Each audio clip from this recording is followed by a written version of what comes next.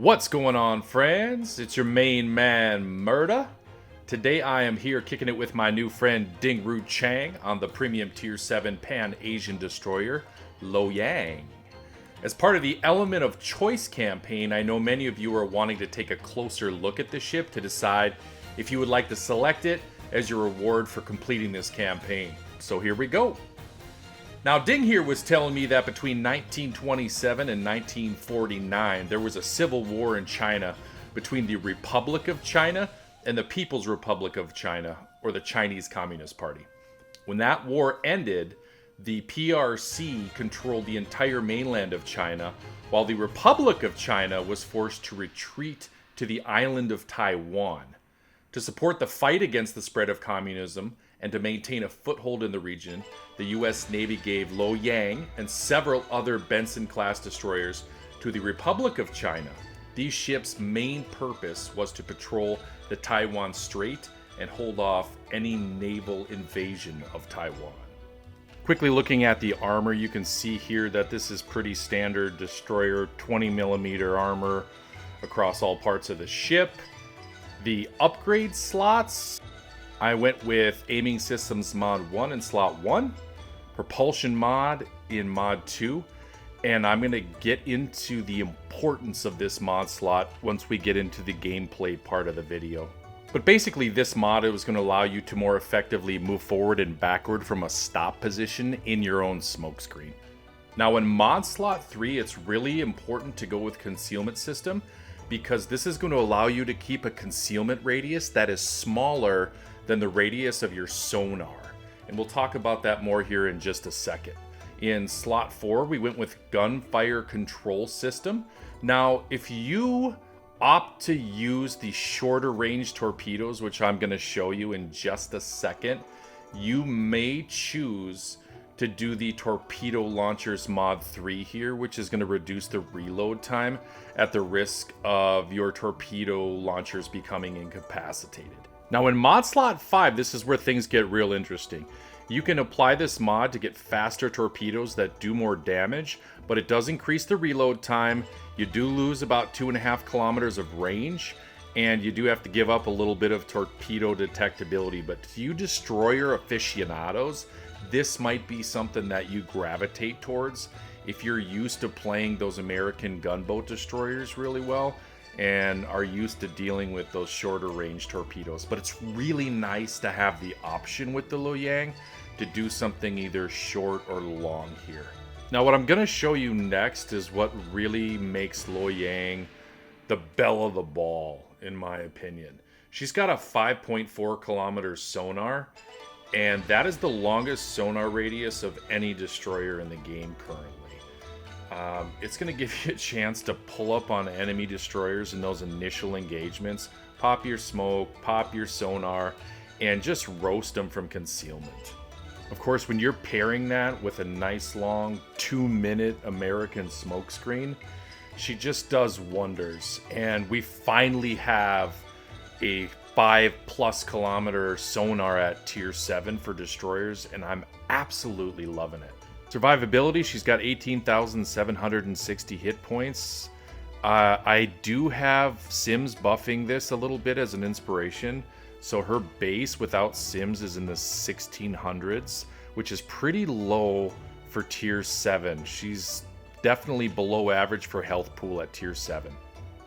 Artillery, she's basically got Benson guns, or more accurately Charles Hughes guns, a 4x1 main battery with a decent reload time and a really good 180-degree turn time here. So if you're used to playing the Benson or the Charles Hughes, it feels exactly like either one of those ships.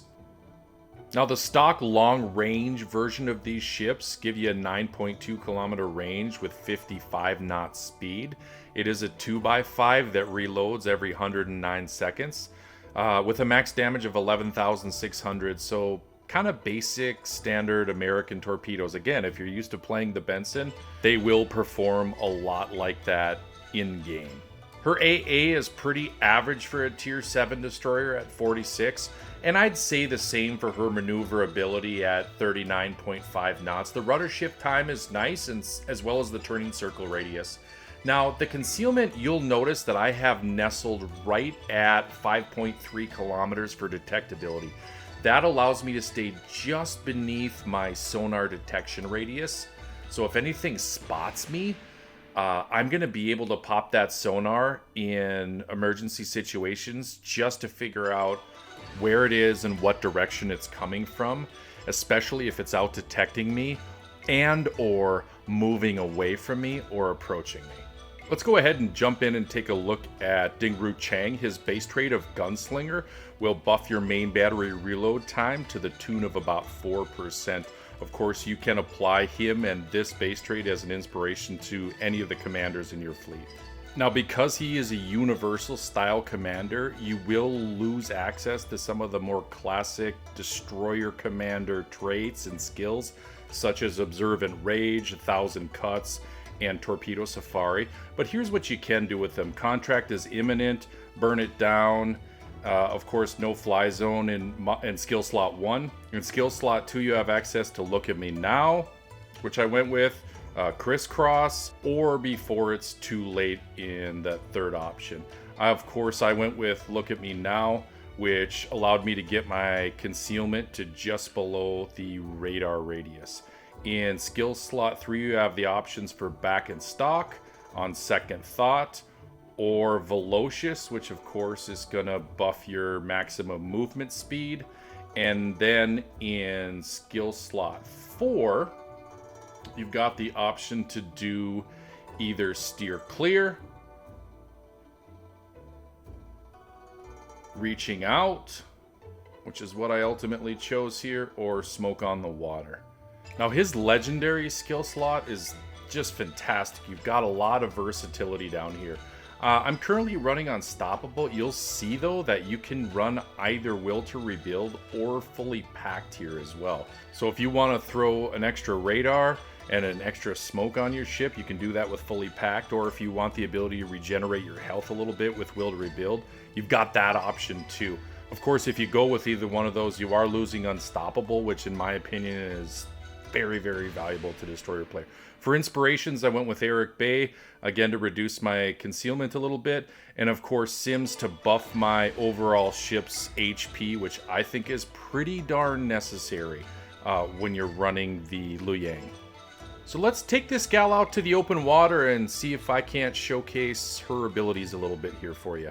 So here we are on Crash Zone in domination mode. We spawned over the top of the sea cap.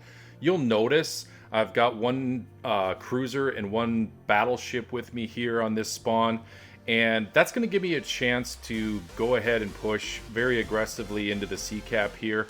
I know there's only 2 destroyers on the red team, and if I engage with both or just one of them, it doesn't really matter to me, because my goal in this initial engagement is to get that destroyer located as quickly as possible so that I can close my distance on him, pop my smoke and my sonar, and hopefully eliminate him before he gets any meaningful damage on me. As I'm approaching the sea cap, I'm a little perplexed that I haven't seen any enemies yet. Usually I'm spotting something right in this area here, and we're not identifying anything to this point, which is telling me they're probably abandoning the sea cap. Note to all my friends out there, don't do that. If you're ever on a flank, hold your flank at least until you spot 1 or 2 or 3 enemy ships. You are doing your team a massive disservice if you just abandon a flank, and in this case entirely give up a cap right out of the gate. For my team now to start getting capture points off of this sea cap immediately is really just puts you at a huge deficit right out of the gate. So these were the things that were kind of bailing on us over here. We've got a Cleveland that I am keeping outside of his radar range. Here's the Vaquilin coming in here. I am going to be able to get a few shots on her while she's retreating, but you'll notice this isn't a good position for me to pop that sonar. She's running away from me. She's at about 5.5 clicks right now and retreating. So for my sonar to really work, I'm going to have to keep chasing her down, which really just puts me in danger from that Cleveland out there. But I do notice that she's pushing into a Bravo cap here that already has an enemy destroyer in it. So this is an ideal situation for me because I still have my smoke, I still have my sonar, and I can now push into Bravo and hopefully engage both of the enemy DDs that are in there, while repositioning here a little bit to get some island cover from that Cleveland that's bunched up out there with what seems to be every other ship in their fleet currently. So I'm going to push up to this island here that's just a little bit north of me, and right in this slot here is where I'm hoping to run into these two enemy destroyers. Again, because I've got smoke and sonar, I don't really mind running into both of them. Because I know that neither one of the destroyers in this game have a sonar. And I'm too far away from that Cleveland's radar for that to really spot me. This ship will get gunned down by either this ZF6 that I'm approaching right now or the French destroyer that's out there. So they're both firing at me here for just a second, but here I go. I'm going to go ahead and pop that sonar. I'm going to go ahead and pop the smoke, and I'm firing from concealment at this point.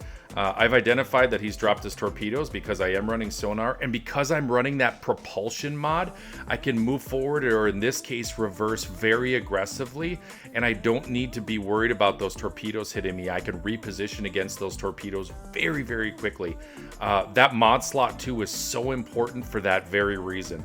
Rudder shift in this ship is already pretty good. I don't need to buff that, but that propulsion mod, when you're moving back and forward from a stop position, is crucial to avoid torpedoes that they're dropping into your smoke. Now I can push out here and get a few more shots on this other destroyer. You saw how quickly we eliminated that ZF6. I did get some help from the ships behind me, but thanks to that 5.4 kilometer sonar, we're able to eliminate both of these threats pretty easily here right off the get-go. We're going to go ahead and reclaim this Bravo cap, and we're going to be sitting on all 3 of these caps very quickly. And from this point, as the only DD that's left on the board, I'm licking my chops. There's no destroyer threats left. We're going to hopefully eliminate these cruisers pretty quickly, and I'm going to be able to just spend most of the rest of this match just farming damage off of these battleships that are stuck over there in the A cap. Now I'm going to be able to push up here right now and just drop some torps into that area. I'm guessing that this Massachusetts and whatever's there with them are probably going to kind of lackadaisically move into that area. They're hoping for a little bit of cover from that island that you can see there on the right of the screen, and they're going to use that as protection from the crossfire that's coming from the ships behind me. And I'm kind of the leading this charge here, and I'm okay with being spotted here, and I'm okay with just getting my guns involved and using those great American destroyer guns to start to chisel away on these guys. I am keeping mindful of the fact that my health is relatively robust at this point, so we're up in ship count, we're up in caps. I'm just farming and dropping torpedoes here at this point. There's no way that my team's going to lose this game based at how our enemy's positioned right out of the gate. And now that we've got both of those destroyers off of the board, again, this is just a great opportunity for me. So only got 1 torpedo hitting there, but that's just fine. My guns are going to do the lion's share of the work for me here the rest of the way, I think. I'm going to go ahead and press up on this Georgia. Normally, not the strongest choice, but I timed his shot there so that I could rip off a few salvos here before sneaking behind this island for cover. Hopefully I can reemerge and get a few shots on this Massachusetts over here right away. You'll notice the battleship here pushing up to address both of these guys nose on.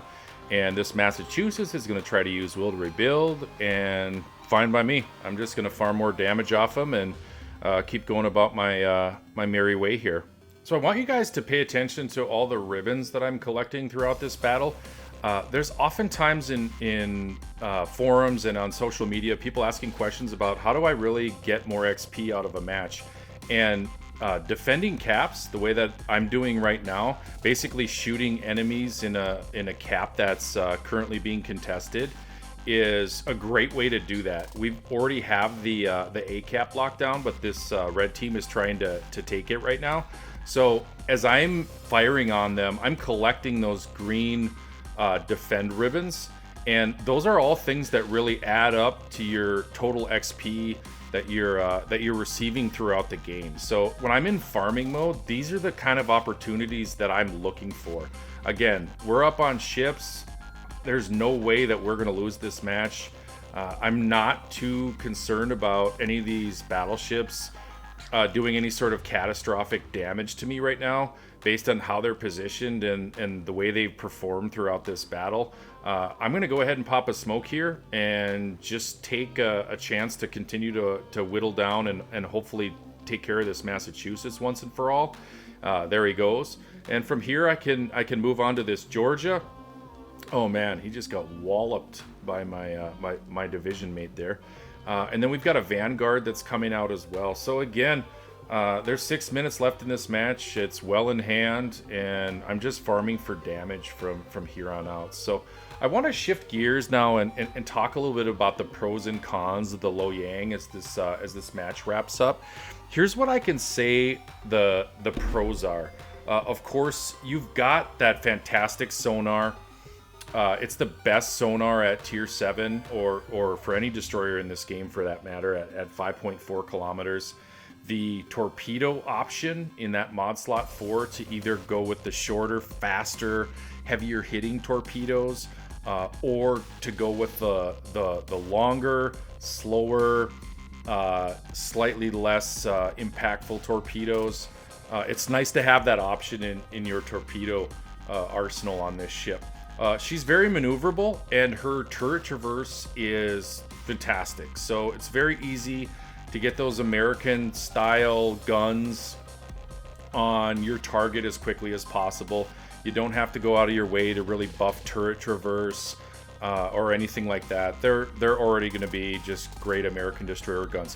What I will say about them is that outside of about 6 or 7 kilometers, they do start to lose their accuracy pretty quickly. So just keep that in mind when you're getting into destroyer conflicts with, say, Soviet destroyers, an Udaloy, a Tashkent. They're going to try to keep you at 6 to 7 kilometers. That's where they're going to start to have an advantage in a destroyer v destroyer battle. So that's one of the kind of the cons on the guns, so to speak. Its health pool is pretty average or slightly below average for this tier. It's not Japanese bad like a Kagero or a Udachi, but it's also not super beefy like a Paolo or a Zed or a Fletcher. You really do have to, well, I feel it's important to use Sims just to buff your health a little bit. The other thing about those guns, just to get back to that really quickly, is the guns are, because you only get 4 of them, if you're not firing from concealment, if you're just in a 1v1 gun battle with pretty much any other destroyer outside of a Japanese destroyer at this tier, you're probably going to lose that engagement. So you have to pick your gun battles with other destroyers very carefully. Another pro of this ship is she pairs very well when you're playing her in a division with other destroyers. For that reason, I can't wait to get her into ranked battles. I can't wait to get her into the arena. And all in all, I think this is a great ship and a worthy choice as your reward for completing the Element of Choice campaign.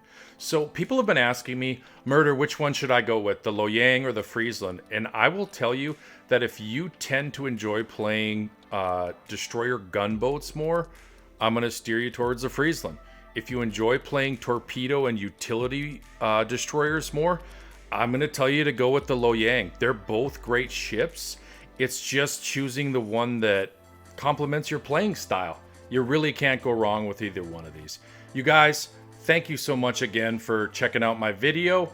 If you haven't yet, please smash that like button and hit the subscribe to make sure that you are catching up with all my newest content and notifications for when I'm going live on the stream. Until then, we will see you on the seas. Murder out.